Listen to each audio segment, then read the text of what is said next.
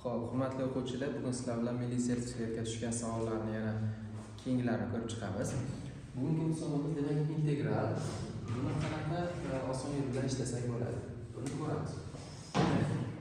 X kvadratni qanaqadir t bilan belgilab olamiz va ikki tomondan hosil olamiz. Bu tomondan hosillarimiz demak 2x dx bo'ladi. Chunki biz x ga nisbatan hosil oldik, shuning uchun dx deb qo'yamiz. Bu tomonda esa t ga nisbatan hosil olamiz. Shuning uchun bu tomonimiz t ni hosilasi 1 bo'ladi. 1 ni yozmasak ham bo'ladi. Demak dt bo'ladi. Demak 1 ni yozmasalar ham bo'ladi. Endi bu yerdan x ko'paytirilgan dx ni topib olsak, mana bu 2 bu yoqqa bo'lma bo'lib o'tadi. X ko'paytirilgan dx barobar 1/2 dt bo'lib qoladi. Bo'ldi. Endi qaranglar. Joyga olib kelib qo'yamiz mana x va dx.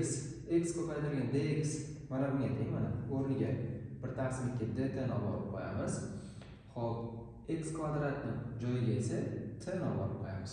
Demak yozamiz. Integral 0 dan 2 gacha. Xo'p, y ni t-chi darajasi bo'ladi. Mana x kvadratni joyiga t qo'ydim. Ko'paytirilgan x dx ni joyiga, mana x dx ni joyiga 1/2 dt bo'ladi. 1/2 dt. 1/2 ni integraldan bu yoqqa chiqarib olsak bo'ladi. 1/2 ko'paytirilgan 0 dan 2 gacha y ni tengchisi dt. Demak, buni hosilasi oson bo'lib qoldi.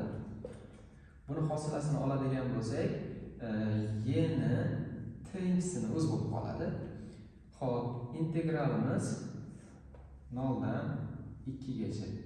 Endi t ni joyiga nimani x kvadratni t deb olgan edik, o'rniga borib qo'yamiz. Ya'ni 1/2 y ni x kvadrati integral 0 dan 2 gacha bo'lib qoldi. Xo'p, integral 0 dan 2 gacha bo'lib qoldi. Demak, endi birinchi buni joyiga 2 qo'yamiz. 1/2 ko'paytirilgan. Demak, 2 ni qo'ysak, 2 ni kvadrati bo'lib 4 bo'ldi. Y ni 4-inchisi bo'ldi. Minus endi 0 ni qo'yamiz. Y ni 0-inchisi bo'lib qoldi. Xo'p, 1/2 ko'paytirilgan. Y ni 4-inchisi minus y ni 0-inchisi esa 1 ga teng.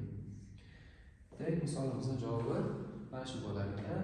Xo'p, bu yerda B javob bo'lar ekan. Xo'p, hurmatli o'quvchilar, agar misolimizning yechimi sizlarga ma'qul bo'lgan bo'lsa, like va podpiskani ayamaymiz. Rahmat.